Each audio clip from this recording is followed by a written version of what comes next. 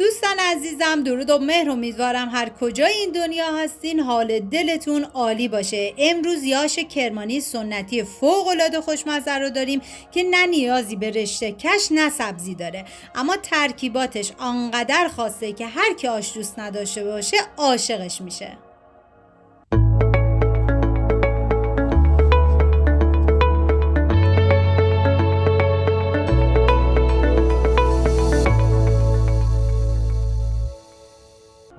دوستان عزیزم، من اندازه‌های دقیق تک تک مواد رو داخل دیسکریپشن براتون نوشتم.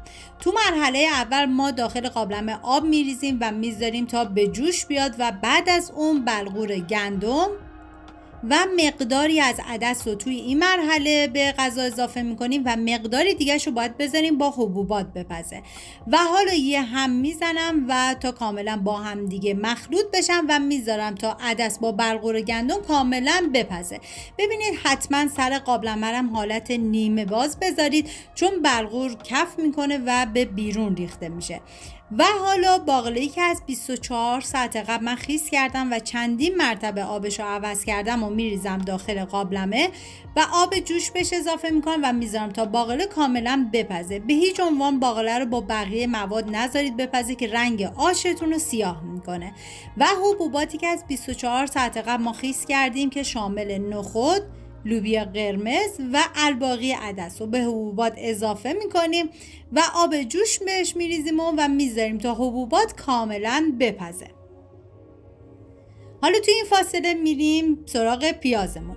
ببینید برای این غذا باید از پیاز خیلی خیلی فراوان استفاده بکنید و پیازا رو به صورت خلالی من ریزشون میکنم. این پیاز طعم آشتون رو بی نهایت خوشمزه میکنه. و حالا بلغور گندم و عدس که تقریبا پخته شدن من سر قابلمه رو برمیدارم یه هم میزنم. ببینید چون گفتم بلغور داره و به خاطری که احتمال اینکه ته بگیره زیاده باید چندین مرتبه حتما هم بزنید و حبوباتی که حالا پخته شدن به بلغور اضافه میکنیم و یه هم میزنیم تا کاملا با هم دیگه ترکیب بشن. این آش بلغور یکی از معروف ترین و خوشمزه ترین آشای محلی شهر کرمانه که بی نهایت خوشمزه هستش و برای مراسم و نظریاشون از این آش استفاده میکنن. و حالا من دیگه سر قابلمه رو میذارم تا حبوبات با بلغور کاملا بپزه. توی این فاصله داخل تابه من کره حیوانی ریختم. ببینید برای این آش از روغن حیوانی زیادی استفاده میکنم که من اول روغن حیوانی ریختم، بعد از اینکه داغ شد پیازی که به صورت خلالی ریز کردم و اضافه میکنم، هم میزنم و میزنم تا پیاز کمی نرم و شیشه‌ای بشه. و بعد از اینکه پیاز کمی نرم شد من از تلو استفاده کردم. تلو روغنی هستش که از عصاره قلم گرفته میشه. به پیاز اضافه میکنم و یه هم میزنم تا کاملا با پیاز مخلوط بشه و دیگه میذارم پیاز کاملا سرخ بشه. و بعد از اینکه پیازامون سرخ شدن حالا ادویه ها رو بهش اضافه میکنیم. زردچوبه، نمک. ببینید نمک رو ما میریزیم ولی باز اگر نیاز بود باید تست نمک رو انجام بدید و اگر نمکش کم بود دوباره نمک بهش اضافه کنید. فلفل سیاه. من از زیره سبز استفاده کردم، شما میتونید از زیره سیاه هم استفاده بکنید که تو رسیپی که من خونده بودم از زیره سیاه استفاده کرده بودم. و همچنین سیاه دانه که این سیاه دانه و زیره سیاه بی نهایت طعم آش رو خوشمزه کرده بود. و دارچین هم باید اضافه کنید که متاسفانه تو فیلم نیفتاد. هم میزنم و میذارم تا ادویه ها کاملا تف بخورن و عطر ادویه ها آزاد بشه. حتما زیر حرارتتونم کم باشه.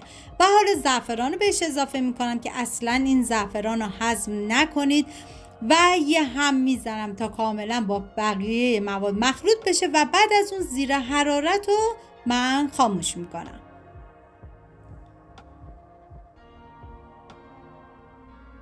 و حالا میریم سراغ آشمون که دیگه اینجا حبوبات با بلغور کاملا پخته شدن و من یه هم میزنم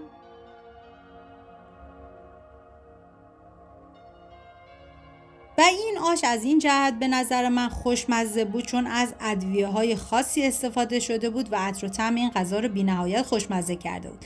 و حالا باقله‌ای که پخته شده رو با آش اضافه می‌کنم و یه هم می‌زنم.